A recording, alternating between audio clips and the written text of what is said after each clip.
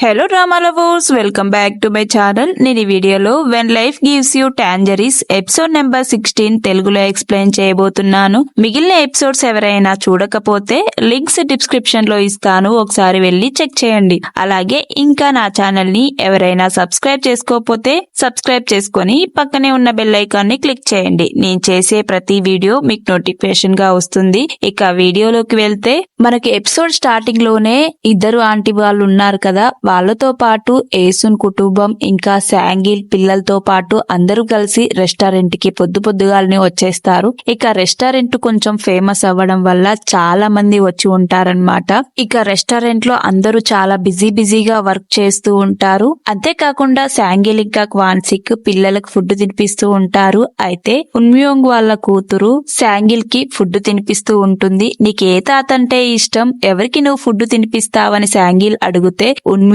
కూతురు శాంగిల్ కే ఫుడ్ తినిపిస్తూ ఉంటుంది.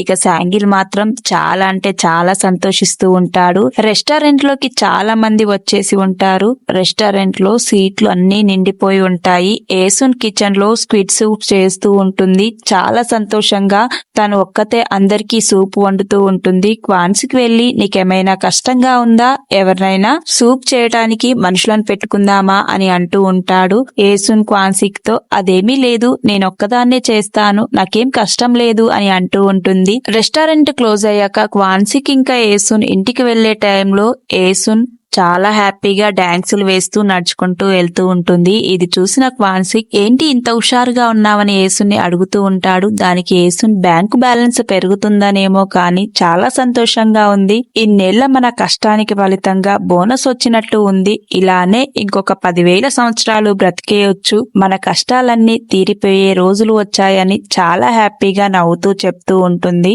కట్ చేస్తే ఏసున్ మరుసటి రోజు రెస్టారెంట్ కి వస్తుంది. అయితే ఏసున్ రెస్టారెంట్ పక్కనే ఉన్మ్యోంగ్ ఫ్రెండ్ వాళ్ళ అమ్మ, అంటే స్టోన్ వేర్ దొంగతనం చేసుకుని వెళ్ళాడు కదా అబ్బాయి వాళ్ళ అమ్మ, ఒక రెస్టారెంట్ పెట్టి ఉంటుంది. ఇక అది చూసిన ఏసున్ తో పాటు వచ్చిన ఆంటీ వాళ్ళు ఆ రెస్టారెంట్ ఓనర్ తో ఇలా అంటూ ఉంటారు, షాప్ పేరు ఒరిజినల్ అంట, మెనూ కూడా ఏసున్ మెనూ లాగే సేమ్ పెట్టింది, సిగ్గుగా లేదా, మెనూ తీసేయు, ఆ బోర్డు పేరు కూడా మార్చేయు అని అంటూ ఉంటుంది. దానికి ఆ రెస్టారెంట్ ఓనర్, ఈ ఊర్లో ఉన్న స్క్విడ్లన్నీ మీకు మాత్రమే స్వంతమా, అయినా కూడా రెస్టారెంట్ లో ఫుడ్ మేము కూడా బాగా పెడతామని అంటూ ఉంటుంది. దానికి ఏసున్ ఆ ఆంటీ వాళ్ళతో, మన షాప్ పక్కన ఒక నకిలీ షాప్ ఉంటే మన ఫుడ్ టేస్ట్ అందరికీ తెలుస్తుంది, మనకు మంచిదే కదా, మన రెస్టారెంట్ పేరు పెరుగుతుంది అని అంటూ అక్కడి నుంచి వెళ్ళిపోతూ ఉంటుంది. ఇక రెస్టారెంట్ లోకి వెళ్లిన ఏసున్ కి గుమ్యోంగ్ కాల్ చేసి ఉంటుంది. ఇక గుమ్యోంగ్ కాల్ చేయగానే రెస్టారెంట్ లో నుంచి ఏసున్ గుమ్యోంగ్ ఇంటికి వెళ్తుంది. గుమ్యోంగ్ ఇంటికి వెళ్లిన ఏసున్ ఇంట్లో ఉన్న సిచ్యువేషన్ చూసి అర్థమైపోతుంది, పాప చాలా గుమ్యోంగ్ ని సతాయిస్తుందని. ఇక గుమ్యోంగ్ కూడా వాళ్ళ అమ్మని చూడగానే ఏడ్చేస్తుంది, పాప నన్ను బాగా ఏడిపిస్తుందని చెప్తూ ఉంటుంది ఏడ్చుకుంటూ. ఏసున్ వెళ్లి గుమ్యోంగ్ కూతుర్ని ఎత్తుకొని ఓదారుస్తూ ఉంటుంది. ఏసున్ మనవరాల్ని చూసుకుంటూ ఇంట్లోనే ఉంటుంది. గుమ్యోంగ్ ఆఫీస్ కి వెళ్తూ ఉంటుంది. ఇక ఇంటి బయట నుంచి గుమ్యోంగ్ తన కూతురికి బాయ్ చెప్తూ ఉంటుంది. ఇక ఏసున్ బాల్కనీలో మనవరాల్ని ఎత్తుకొని కూతురికి బాయ్ చెప్తూ నా కూతురు ఎంత చిక్కిపోయిందో అని అనుకుంటూ ఉంటుంది. ఇక కూతురికి గుమ్యోంగ్ బాయ్ చెప్పి అక్కడి నుంచి తన ఆఫీస్ కి వెళ్ళిపోతుంది. కట్ చేస్తే మరుసటి రోజు ఏసున్ ఇంట్లో పనులన్నీ చేసి ఏసున్ తన మనవరాలకి గోర్లు కట్ చేస్తూ, ఎంత సతాయిస్తున్నావే పిల్ల నా కూతుర్ని, నువ్వు నా కూతురు అయినా కూడా నాకు నా కూతురంటేనే ప్రాణం, నా కూతురుతో నువ్వు మంచిగా ఉండు, ఈ ప్రపంచంలో అందరికన్నా ఎక్కువ నాకు నా కూతురే ఇష్టం, ఆ తర్వాతే ఇంకెవరైనా అని చెప్తూ ఉంటుంది. ఇక అప్పుడే నిద్ర లేచి గుమ్యోంగ్ తన గదిలో నుంచి బయటికి వచ్చి చూసేసరికి ఫుడ్ అంతా వండేసి టేబుల్ పైన పెట్టి ఉంటుంది. అంతేకాకుండా వాష్రూమ్ కూడా నీట్ గా క్లీన్ చేసి ఉంటుంది. ఇది చూసిన గుమ్యోంగ్ వాళ్ళ అమ్మతో, అమ్మ ఏంటిది, నీతో ఇంటి పనులు చేపించడానికి పిలిపించాననుకున్నావా, ఎందుకు చేస్తున్నావు ఇలా అని అడుగుతూ ఉంటుంది. దానికి ఏసున్ గుమ్యోంగ్ తో ఇలా అంటూ ఉంటుంది. నీకు హాలిడే కదా ఈ రోజు, నువ్వు హాయిగా రెస్ట్ తీసుకో అని అంటూ ఉంటుంది. దానికి గుమ్యం, దాన్నెందుకు భుజం మీద ఎత్తుకున్నావు, నీకు అసలే నడుము నొప్పి ఉంది కదా, దించు ఫస్ట్ దాన్ని కిందికి, ఎందుకు ఈ పనులన్నీ చేస్తున్నావని అంటూ ఉంటుంది. ఇక యేసునేమో గుమ్యంతో, చేసిన దానికి థ్యాంక్స్ చెప్పకుండా తిరిగి తిడుతున్నావా అని అంటూ ఉంటుంది. ఇక గుమ్యం యేసున్ ఇద్దరు కలిసి ఫుడ్ తింటున్న టైంలో గుమ్యం యేసున్తో, ఇదెంత మొండిఘటమో తెలుసా, చెప్పిన పని అస్సలు చేయదు, అస్సలు అన్నం తినదు అని అంటూ ఉంటుంది. దానికి యేసున్, అవునా, నీలాగే తను కూడా చిన్నప్పుడు నువ్వు కూడా ఇలానే చేసేదానివి అని చెప్తూ ఉంటుంది. దానికి గుమ్యం, ముగ్గురు పిల్లల్ని ఎలా పెంచావమ్మా, నువ్వెప్పుడైనా బాధపడ్డావా, నీకు నచ్చిన జీవితం దగ్గరలేదని అని అంటూ ఉంటుంది. దానికి యేసున్, చిన్నప్పుడు అనాథగా పెరిగిన యేసున్, స్కూల్లో నుంచి గెంటేయబడిన యేసున్ తనకు నచ్చినట్టే బ్రతుకుతుంది. నేను అమ్మని అయినప్పుడు మీ ఇద్దరిని పెంచేటప్పుడు చాలా హ్యాపీగా ఫీల్ అయ్యాను, నీకు కూడా అది పెద్దయితుంటే అర్థమవుతుందని చెప్తూ ఉంటుంది. ఇక తర్వాత గుమ్యం తన కూతురికి జుట్టు దువ్వుతూ, ఎందుకు ఇలా సతాయిస్తున్నావు, అన్నం అస్సలు ఎందుకు తినవు అని అడుగుతూ ఉంటుంది. దానికి గుమ్యం కూతురు, నేను తొందరగా అన్నం తినేస్తే నువ్వు తొందరగా ఆఫీస్కి వెళ్తావు కదమ్మా, అందుకొరకే అస్సలు తినను అని చెప్తూ ఉంటుంది. ఇక ఆ కూతురు మాటలు విన్న గుమ్యం, నేను ఆఫీస్కి తొందరగా వెళ్తానని నువ్వు ఫుడ్ తినవా, అయ్యో తల్లి, నేను అపార్థం చేసుకున్నానని హగ్ చేసుకుని బాధపడుతూ ఉంటుంది. ఇక మరుసటి రోజు పాక్ చుంగ్ చోప్ డ్యూటీకి వెళ్ళడానికి రెడీ అవుతూ ఉంటాడు. ఇక గుమ్యం పాక్ చుంగ్ చోప్ దగ్గరికి వెళ్లి, మనం మన కూతురు కోసం పియానో కొనడానికి దాచిపెట్టిన డబ్బుని మా అమ్మ వాళ్ళకి యూజ్ చేద్దామా, నేను పెద్ద కూతురుగా పుట్టి మా వాళ్ళ కోసం ఏమీ చేయలేదన్న ఫీలింగ్ నాకు ఉండిపోతుంది అని అంటూ ఉంటుంది. దానికి పాక్ చుంగ్ చోప్, నువ్వు ఏమి చేసినా నీకు నేను అడ్డు చెప్పనని తెలుసు కదా అని గుమ్యంతో అంటూ ఉంటాడు. కట్ చేస్తే మరుసటి రోజు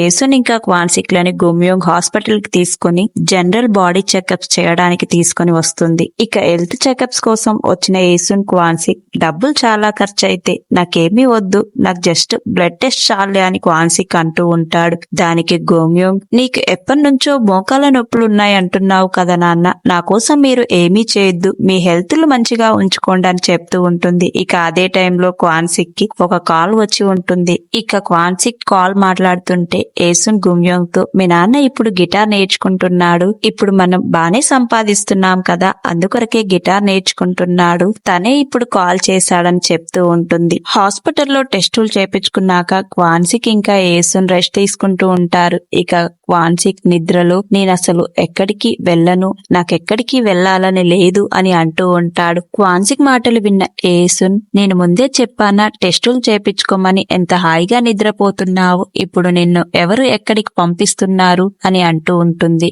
దాంతో క్వాన్సిక్ నిద్రలో ఇలా కలవరిస్తూ ఉంటాడు, నేను ఆ రోజు అడ్డుకట్ట కట్టడానికి వెళ్ళకోకుండా ఉండాల్సింది దుమ్యోంగ్ అని కలవరిస్తూ ఉంటాడు. క్వాన్సిక్ మాటలు విన్న యేసున్ గుమ్యోంగ్ దగ్గరికి వచ్చి కూర్చొని, మీ నాన్న నిద్రలో ఎంతగానో కలవరిస్తూ బాధపడ్డాడు, నేను ఆ రోజు అడ్డుకట్ట కట్టుకోకుండా నీ దగ్గరే ఉండిపోవాల్సింది దుమ్యోంగ్ అని, చాలాసేపు మీ నాన్న దుమ్యోంగ్ దుమ్యోంగ్ అని కలవరించాడని యేసున్ గుమ్యోంగ్ తో చెప్తూ ఉంటుంది. దుమ్యోంగ్ చనిపోయాక ఆయన తన బాధను దిగమింగుకొని బ్రతికాడని ఈ రోజే నాకు అర్థమైందని చెప్తూ ఉంటుంది. ఇక అప్పుడే క్వాన్సిక్ తన గదిలో నుంచి బయటికి వస్తూ, నాకెప్పుడు నిద్ర పట్టిందో అస్సలు తెలియలేదని యేసున్ పక్కన కూర్చొని మాట్లాడుతూ ఉంటాడు. కట్ చేస్తే మరుసటి రోజు క్వాన్సిక్ దుమ్యోంగ్ సమాధి దగ్గరికి వచ్చి తనకి ఇష్టమైన ఫుడ్ అలాగే బొమ్మలన్నీ తీసుకువచ్చి సమాధి ఎదురుగా పెట్టి ఉంటాడు. ఇక అప్పుడే యేసున్ కూడా దుమ్యోంగ్ కి ఇష్టమైనవన్నీ తీసుకుని వస్తూ క్వాన్సిక్ తో, దొంగ, ఈ రోజు నువ్వు వస్తావని నాకు తెలుసు, ఇన్ని రోజులుగా నేను వచ్చే రోజు కన్నా ముందు రోజే నువ్వు వచ్చి ఇక్కడ ఒక్కడివే వచ్చి దుమ్యోంగ్ ని చూసి వెళ్తున్నావా అని అంటూ ఉంటుంది. క్వాన్సిక్ యేసున్ తో ఇలా చెప్తూ జరిగిన ఫ్లాష్ బ్యాక్ ని చూపిస్తూ ఉంటారు. అయితే క్వాన్సిక్ యేసున్ తో, సాధారణంగా అందరూ చనిపోయిన తల్లిదండ్రులను లేకపోతే పెద్దలను చూడ్డానికి వస్తూ ఉంటారు, కానీ ఇది వేరు కదా, ఆ రోజుల్లో నిన్ను ఇలా చూసి భరించేవాణ్ణి కాదు అని చెప్తూ ఉంటాడు. యేసున్ ఎప్పుడు తన కొడుకు సమాధి దగ్గరికి వచ్చి ఏడుస్తున్నా కూడా క్వాన్సిక్ యేసున్ వెనకాలే తనకు తెలవకోకుండా వచ్చి ఒక చెట్టు చాటుకు కూర్చొని యేసున్ ఏడుస్తుంటే చూస్తూ తను కూడా బాధపడుతూ ఉండేవాడు. నీ వెనకాల నుంచే చూస్తూ ఉండేవాణ్ణి కాని నువ్వు బాధపడుతుంటే నీ దగ్గరికి వచ్చేవాణ్ణి కాదని చెప్తూ ఉంటాడు. ఆ మాటలు విన్న యేసున్, మన కొడుకు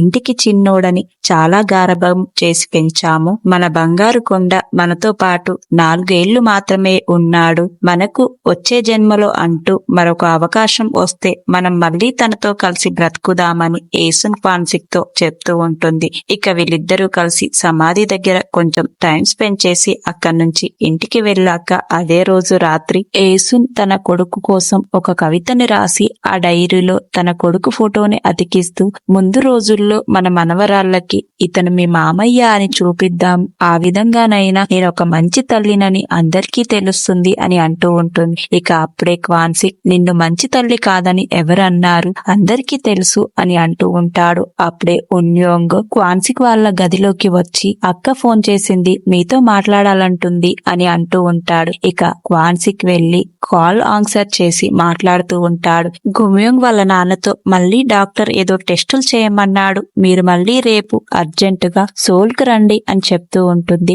ఆ మాటలు విన్న క్వాన్సిక్ కొంచెం టెన్షన్ అవుతూ ఉంటుంది. ఇక గుమ్యోంగ్ అంతేకాకుండా యేసున్ కూడా టెన్షన్ పడుతూ ఉంటారు. కట్ చేస్తే మరుసటి రోజు క్వాన్సిక్ ఇంకా యేసున్ హాస్పిటల్కు వచ్చి టెన్షన్ పడుతూ ఉంటారు. ఇక వాళ్ళని చూసిన గుమ్యోంగ్, మీరేమీ బాధపడకండి, టెన్షన్ పడకండి నాన్న, మీకు తోడుగా నేనున్నానని చెప్తూ ఉంటుంది. ఇక క్వాన్సిక్ టెస్టుల కోసం వెళ్లి టెస్టులు చేపించుకొని వచ్చాక ఒక్కడే కూర్చొని కంగారుగా బాధపడుతూ ఉంటాడు. ఇక అప్పుడే గుమ్యోంగ్ వాళ్ళ అమ్మతో, అమ్మ డాక్టర్స్ ఏమన్నా నువ్వు అస్సలు నాన్న ముందు ఏడవమాకమ్మా అని చెప్తూ ఉంటుంది. ఇక క్వాన్సిక్ ఏమో చాలా నర్వస్ గా ఫీల్ అవుతూ ఉంటాడు. టెస్టులన్నీ పూర్తయ్యాక వీళ్ళని డాక్టర్ తన గదిలోకి రమ్మని చెప్పి, డాక్టర్ క్వాన్సిక్ తో, చాలా రోజులుగా నీకు ఇరోమతోరార్థడిస్ ఉంది అని క్వాన్సిక్ తో అంటూ ఉంటాడు. మీరు ఇన్ని రోజుల నుంచి నొప్పి ఎలా భరించారో తెలియదు కానీ మేము చాలా మల్టిపుల్ టెస్టులు చేశాక తెలిసింది అది ఒక రకమైన బ్లడ్ క్యాన్సర్ అని.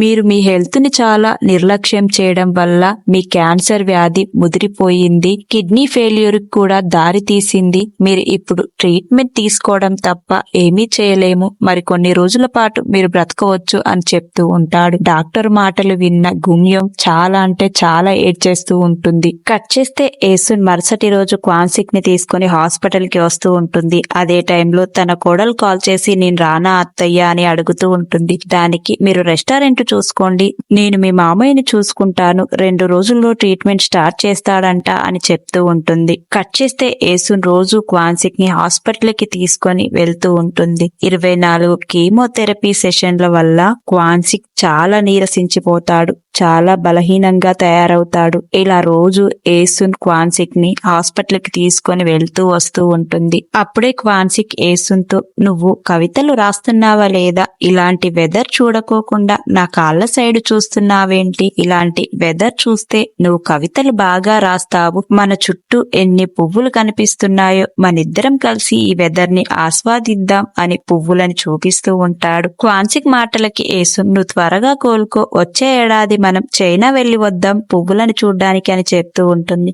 ఇక ఇద్దరు కలిసి హాస్పిటల్ కి వెళ్ళాక క్వాన్సిక్ ట్రీట్మెంట్ తీసుకోవడానికి గదిలోకి వెళ్లి వస్తాడు. ఇక యేసున్ హాల్లో కూర్చొని వెయిట్ చేస్తూ ఉంటుంది. ఇక అప్పుడే ఒక నర్సు, ఇక్కడ క్వాన్సిక్ ఎవరు అని అడుగుతూ ఉంటుంది. యేసున్ అక్కడికి వెళ్లి, ఏమైంది చెప్పండి, మేమే అని అంటూ ఉంటుంది. దానికి ఆ నర్సు, ఇతనికి బ్లడ్ టెస్ట్ చేశారా అని అడుగుతూ ఉంటుంది. లేదండి, కింద అడిగితే పైకి వెళ్ళమన్నారు ఫస్ట్ అని అంటూ ఉంటుంది. ఇక యేసున్ కింది ఫ్లోర్ కి వెళ్లి బ్లడ్ టెస్ట్ గురించి అడుగుతూ ఉంటుంది. వాళ్ళు చిరాగ్గా, ఇక్కడ కాదమ్మా, ఇది వేరే గదిలో అని సమాధానం ఇస్తూ ఉంటారు. ఇదంతా క్వాన్సిక్ అబ్జర్వ్ చేస్తూ ఉంటాడు. ఇక క్వాన్సిక్ యేసున్ ఎక్కడికి వెళ్లినా అందరూ యేసుని విసుక్కోవడం క్వాన్సిక్ చూసి బాధపడుతూ ఉంటారు. కౌంటర్ దగ్గర అపాయింట్మెంట్ కోసం యేసునికి ఒక నెంబర్ ఇచ్చి, ఇది ఇక్కడ కాదమ్మా అని చిరాకు పడుతూ ఉంటాడు. ఇక క్వాన్సిక్ భరించలేక కౌంటర్ దగ్గరికి వెళ్లి వాళ్లతో, క్వాన్సిక్, మీకు అసలు మర్యాద అనేదే తెలియదా, మీరే బాస్ అనుకుంటున్నారా, ఎందుకు ఇక్కడికి అక్కడికి తిప్పుతున్నారు, అని క్వాన్సిక్ అక్కడున్న స్టాప్ మీద అరుస్తూ ఉంటాడు. ఇక అదే టైంలో గుమ్యోంగ్ హాస్పిటల్ కి వస్తూ ఉంటుంది. వాళ్ళ నాన్న అరవడం చూసి ఏమైందా అని కంగారుగా వాళ్ళ నాన్న దగ్గరికి వెళ్లి ఏమైందని అడుగుతూ ఉంటుంది. దానికి క్వాన్సిక్, మేము హాస్పిటల్ కి వెళ్లేటప్పుడు వస్తా అని చెప్పడం కాదు, ఇప్పటి నుంచి నువ్వు మాతో పాటు హాస్పిటల్ కి రావాలి అని గుమ్యోంగ్ ని తిడుతూ ఉంటాడు. ఇక యేసునేమో, మీ నాన్న మాటలు పట్టించుకోమాకు, తనేదో కోపంలో అరిచేశాడని గుమ్యోంగ్ తో అంటూ ఉంటుంది. దానికి గుమ్యోంగ్, నాన్న ఎప్పుడు నన్నే వెనకేసుకొస్తాడని అనుకో మాకు, నిన్నెవరైనా ఏమైనా అంటే ఆయన తట్టుకోలేడు, నీకు నాకు గొడవైనప్పుడు నాన్న నీకే సపోర్ట్ చేస్తాడు అని చెప్తూ ఉంటుంది. ఇక అదే టైంలో క్వాన్సిక్ అక్కడ ఒంటరిగా కూర్చున్న ఒక ముసలావిడిని చూసి, క్వాన్సిక్ చనిపోతే ఏసున్ ఒంటరిదవుతుందేమో అని తన సైడే చూస్తూ బాధపడుతూ ఉంటాడు. ట్రీట్మెంట్ కారణంగా ఏసున్ ఇంకా క్వాన్సిక్ హాస్పిటల్ నే ఉండాల్సి వస్తుంది కొన్ని రోజుల పాటు. గుమ్యోంగ్ ఏమో వాళ్ళ అమ్మా నాన్నల కోసం విఐపి రూమ్ ని హాస్పిటల్లో తీసుకుంటుంది. దాంతో క్వాన్సిక్ గుమ్యోంగ్ తో, ఇదంతా ఎందుకు ఇప్పుడు, రేపు నలుగురు ఉండే రూమ్ లోకి షిఫ్ట్ చేయి అని అంటూ ఉంటాడు. దానికి గుమ్యోంగ్, అమ్మ చాలా కంగారుగా ఉంది, వీటన్నిటి గురించి నువ్వు టెన్షన్ పడకు, ఈ విఐపి రూమ్ లో అమ్మ నీతో పాటే ఉండొచ్చు, చాలా హ్యాపీగా ఉంటుంది అని చెప్తూ ఉంటుంది. దానికి క్వాన్సిక్, మీ ఆయన నిన్ను బాగా చూసుకుంటున్నాడా అని అడుగుతూ ఉంటాడు. దాంతో గుమ్యోంగ్, మా ఆయన చాలా బాగా చూసుకుంటున్నాడు, నేను రేపు మా ఆయనతో కలిసి వస్తానని చెప్తూ ఉంటుంది. దానికి క్వాన్సిక్, నువ్వు ఈ రోజు ఇక్కడే ఉండు అని అంటూ ఉంటాడు. ఇక అదే టైంలో ఏసున్ గదిలోకి రాగానే, నువ్వు ఈ రోజు రాత్రి గుమ్యోంగ్ వాళ్ళ ఇంటికి వెళ్లి స్నానం చేసి ఫ్రెష్ అప్ అవ్వు, గుమ్యోంగ్ ఇక్కడే ఉంటుందని చెప్తూ ఉంటాడు. ఏసున్ గుమ్యోంగ్ వాళ్ళ ఇంటికి వెళ్ళాక క్వాన్సిక్ ఇంకా గుమ్యోంగ్ ఏసున్ గురించే మాట్లాడుకుంటూ ఉంటారు. ఏసున్ చిన్నప్పటి నుంచి పడ్డ కష్టాల గురించి, అంతేకాకుండా స్కూల్లో ఉన్నప్పుడు తనను ప్రెసిడెంట్ గా తీసేసిన ఆ స్కూల్ ప్రిన్సిపల్ కానుండి క్వాన్సిక్ ఏసున్ కి ఎలా ప్రపోజ్ చేశాడు, ఇలాంటివన్నీ చెప్తూ ఉంటాడు. అంతేకాకుండా క్వాన్సిక్ గుమ్యోంగ్ తో, ఒకవేళ నేను చనిపోతే మీ అమ్మని ఒంటరిగా వదిలేయకండి, మీ అమ్మని భారంగా చూడకండి అని చెప్తూ ఉంటాడు. ఇది విన్న గుమ్యోంగ్, అందుకొరకే నన్ను ఈ రోజు హాస్పిటల్లో ఉంచుకున్నావా నాన్న, అమ్మ గురించి చెప్పడానికేనా అని అంటూ ఉంటాడు. దానికి క్వాన్సిక్, మీ అమ్మ చిన్నప్పటి నుంచి చాలా కష్టాలు పడింది, తను ఒంటరిగా బ్రతుకుతే నేను చూస్తూ ఉండలేను, నాకప్పుడే చనిపోవాలని లేదు, ఒకవేళ ఏదైనా జరిగితే మీ అమ్మని మాత్రం ఒంటరిగా వదిలేయకండని చెప్తూ ఉంటాడు. ఇది విన్న గుమ్యోంగ్, నువ్వు అప్పుడే చనిపోకూడదు నాన్న, నేనేమైనా చిన్నప్పటి నుంచి తప్పు చేసి ఉంటే, ఎప్పుడైనా నిన్ను కసురుకొని ఉంటే నన్ను క్షమించు నాన్న అని వాళ్ళ నాన్న దగ్గర ఏడుస్తూ ఉంటుంది. దానికి క్వాన్సిక్ గుమ్యోంగ్ ని ఓదారుస్తూ ఉంటాడు. గుమ్యోంగ్, నేను చిన్నప్పటి నుంచి నిన్ను ఎన్నిసార్లు మీ మీద చిరాకు పడ్డాను,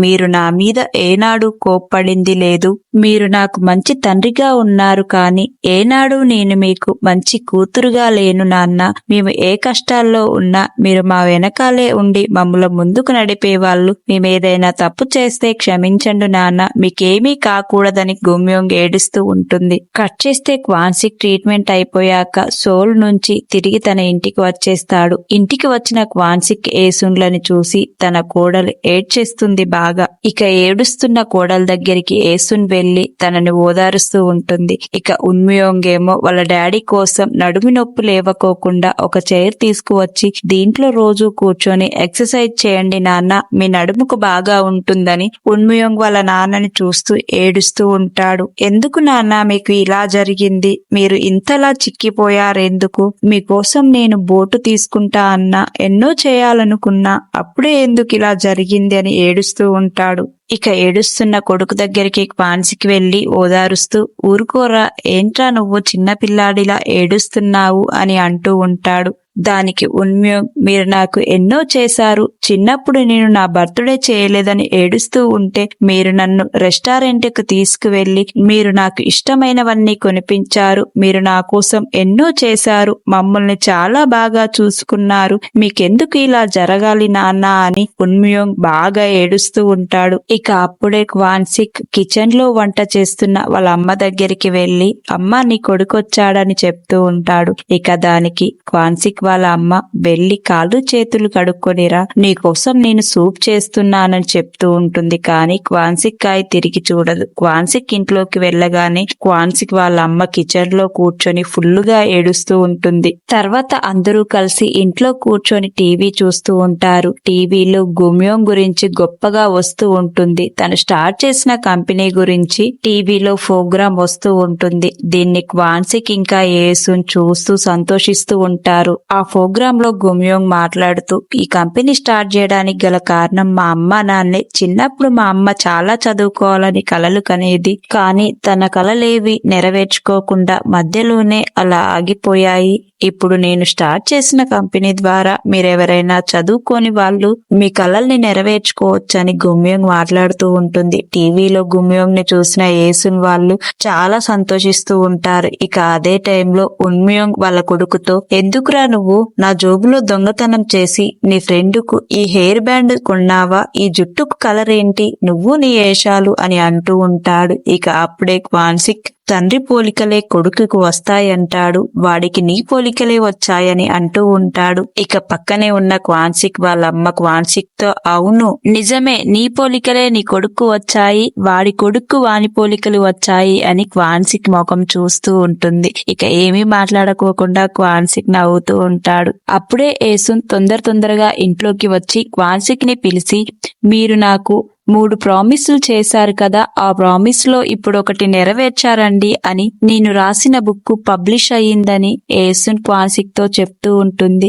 ఇక ఆ బుక్ ను తీసుకొని క్వాన్సిక్ ఆరు బయట కూర్చొని ఏసున్ తన కోసం రాసిన కవితలను చదువుతూ జరిగిన తన స్వీట్ మెమోరీస్ అన్ని గుర్తుకు తెచ్చుకుంటూ కొంచెం ఎమోషనల్ అవుతూ ఉంటాడు. ఇక అప్పుడే ఏసున్ క్వాన్సిక్ దగ్గరికి వచ్చి, ఇప్పుడు మీకు చాలా హ్యాపీగా ఉందా అని ఏసున్ క్వాన్సిక్ ని అడుగుతూ ఉంటుంది.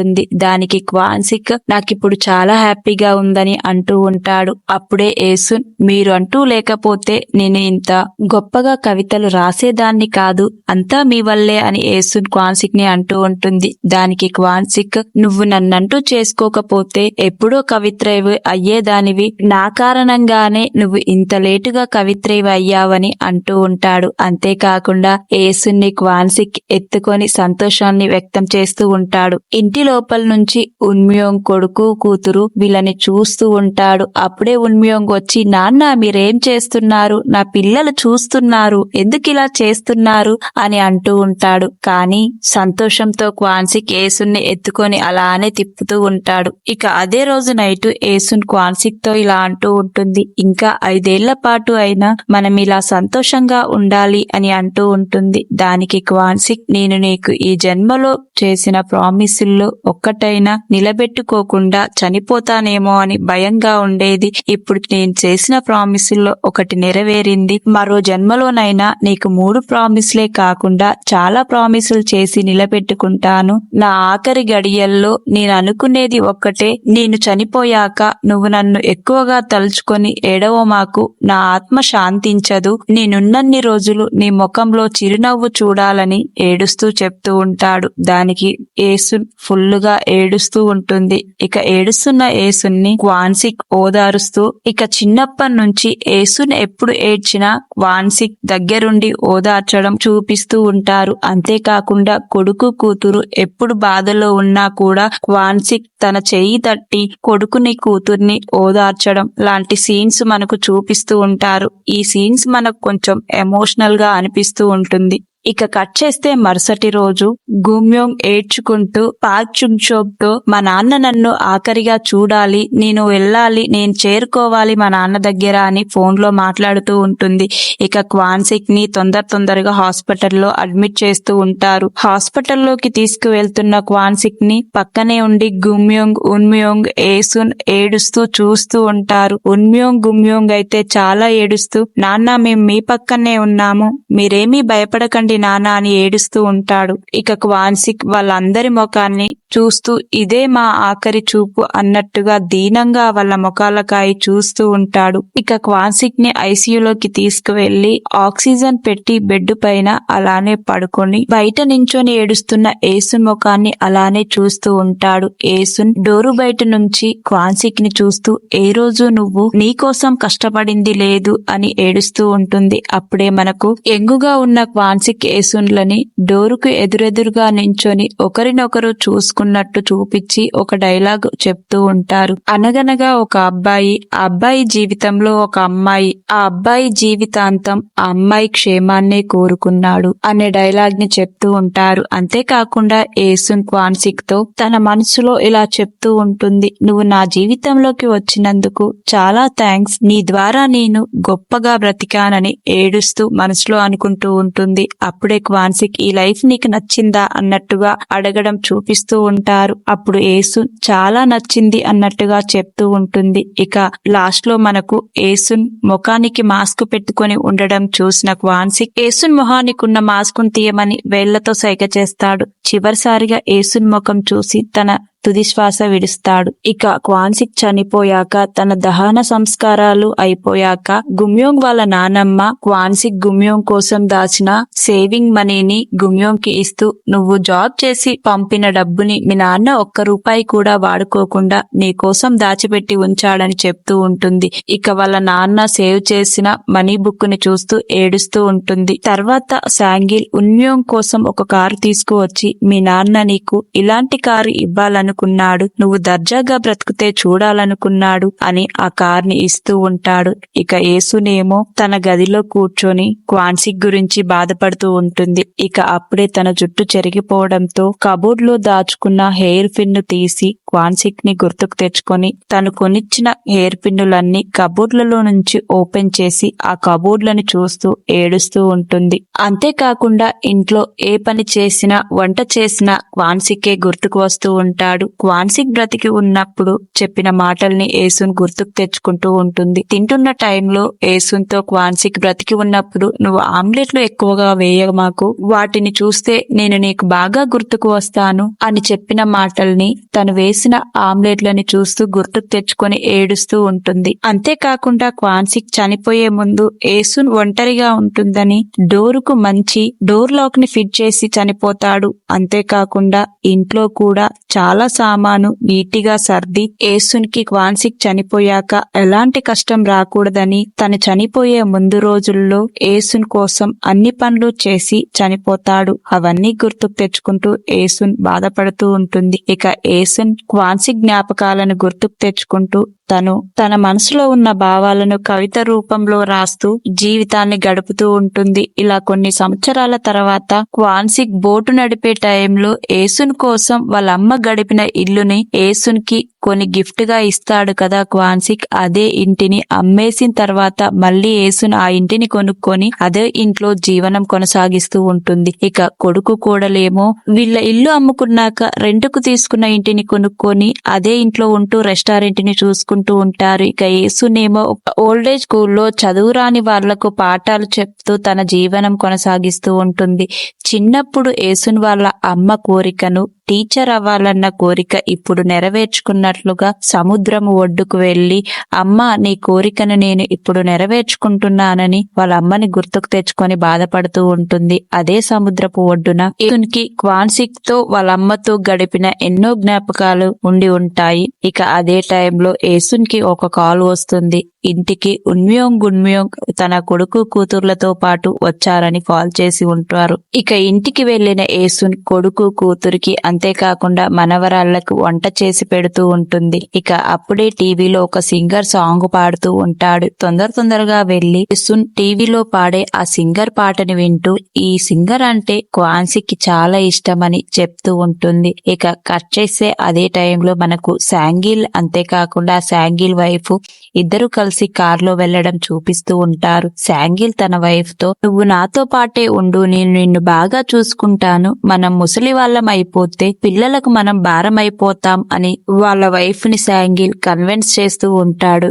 ఇక అదే టైంలో ఏసున్ ఇంకా గుమ్యోంగ్ కూర్చుని మాట్లాడుకుంటూ ఉంటారు. గుమ్యోంగ్ వాళ్ళ అమ్మతో, అమ్మ నువ్వు మాతో పాటు వచ్చేయొచ్చుగా, లేదా తమ్ముడు వాళ్ళ ఇంట్లో అయినా ఉండొచ్చు కదా అని అడుగుతూ ఉంటుంది. దానికి ఏసున్ నాకు ఇక్కడే గడపడం ఇష్టమని చెప్తూ ఉంటుంది. అప్పుడే ఏసున్ రాసిన మరొక కవితల బుక్ రిలీజ్ అయి చాలా బుక్కులు ప్రింట్ చేసి పార్సల్ ఇంటికి వస్తాయి. ఆ పార్సల్ చూసిన ఏసున్ కి చాలా సంతోషంగా అనిపిస్తూ ఉంటుంది. ఆ బుక్ చూసిన ఏసున్ సంతోషంతో ఏడుస్తూ ఉంటుంది. ఇక అక్కడే ఉన్న మనవడు ఓ నానమ్మ ఎమోషనల్ అవుతుంది అని అంటూ ఉంటాడు. కట్ చేస్తే ఇలా కొన్ని రోజులు గడిచిపోయాక గుమ్యోంగ్ మళ్ళీ వాళ్ళ అమ్మని చూడడానికి ఇంటికి వస్తుంది. ఇక అప్పుడు గుమ్యోంగ్ తో ఏసున్ నిన్ను నేను సంవత్సరానికి 10 సార్లే చూస్తున్నాను, కనీసం 100 సార్లైనా చూడాలనుకుంటున్నాను, నువ్వు ఎప్పుడు ఇంటికి వస్తూ ఉండు అని చెప్తూ ఉంటుంది. దానికి గుమ్యోంగ్ నువ్వు నాతో పాటు వచ్చేయచ్చు కదా అమ్మా అని అంటూ ఉంటుంది. లేదు నాకు ఇక్కడే ఉండడం ఇష్టం, ఒకప్పుడు నేను హెన్యూ కూతురుగా ఒక బోటు కెప్టెన్ భార్యగా చాలా బాగా బ్రతికాను, 70 ఏళ్ల నా జీవితంలో అన్ని రోజులు ఒకేలా ఉంటాయనుకున్నా కానీ అది నిజం కాదని తెలుసుకున్నా, నా 9 ఏళ్ల నాటి నుండి ఉన్న ప్రేమ ఈ బుక్కులో ఉంది, ఎప్పటికీ నేను ఆ ప్రేమను మర్చిపోలేను అని చెప్తూ ఉంటుంది. ఇక్కడతో ఈ స్టోరీ ఎండ్ అయిపోతుంది ఫ్రెండ్స్. ఎంత మంచి స్టోరీయో కదా, ఇది రియల్ లైఫ్ స్టోరీ అంట. చిన్నప్పటి నుంచి ఏసున్ కి తోడుగా ఉన్న ప్రేమ ఏసున్ ఆఖరి క్షణాల వరకు ఆ ప్రేమ లేకుండా దూరం అయింది. జీవితం ఎప్పుడు ఒకేలా ఉండదు. క్వాన్సిక్ లాంటి ఒక అబ్బాయి ఒక అమ్మాయిని ట్రూగా లవ్ చేస్తే ఎలా ఉంటుందో ఈ డ్రామాలో మనకు చాలా బాగా చూపించారు. అంతేకాకుండా ఒక ఫ్యామిలీ పడిన బాధల్ని కూడా చాలా బాగా చూపించారు. క్వాన్సిక్ చనిపోవడం సాడ్ ఎండింగ్ అయినా స్టోరీ చాలా బాగుంది. ఈ డ్రామా ఇక్కడితో ఎండ్ అయిపోతుంది. మరొక కొత్త డ్రామాతో మీ ముందుకు వస్తాను. వీడియో నచ్చితే లైక్ చేయండి, షేర్ చేయండి, సబ్స్క్రైబ్ చేయడం మాత్రం మర్చిపోకండి. Thank you for watching.